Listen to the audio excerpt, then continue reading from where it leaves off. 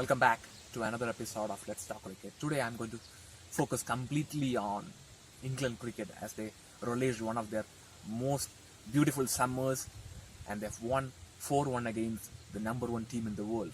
Joe Root and his men can be mighty proud that they defeated an opposition which gave them a hard competition every single match, right from the first test match till the last, except for when at Lords when the conditions favored England a lot.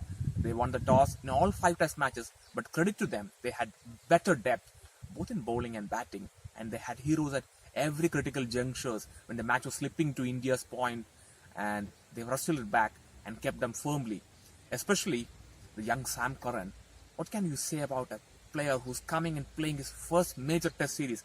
Of course, he played against Pakistan, but this was his first major test series, and he shouldered England's tail and scored 278 runs and chipped in with 11 wickets and was rightly adjudged the player of the series.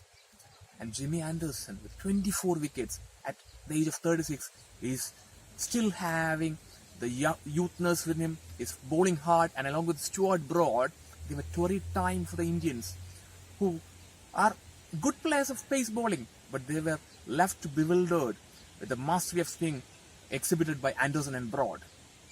And Anderson went past Glenn McGrath's 563 wickets to become the most successful pacer ever in the history of cricket. And Stuart Broad went past Richard Hatley. These are monumental players of adorned world cricket, and you can be proud that England cricket have been served well. And it was a treat to watch these prodigies of swing bowling in tandem. And there was Ben Stokes got the important wickets when it was required. Edgbaston, there had been Oval, there had been Southampton, there was Ben Stokes chipping in with 1 or 2 wickets and giving the much needed breakthrough for Joe Root. And then Moeen Ali recalled into the squad for 2 last test matches and came up with a brilliant performance at Southampton, won them the test match, bowled better than Ashwin, and showed how much England missed him in the first 3 test matches. And of all these players, I am very much happy for Jimmy Anderson, because Jimmy Anderson has been striving hard to achieve this much success.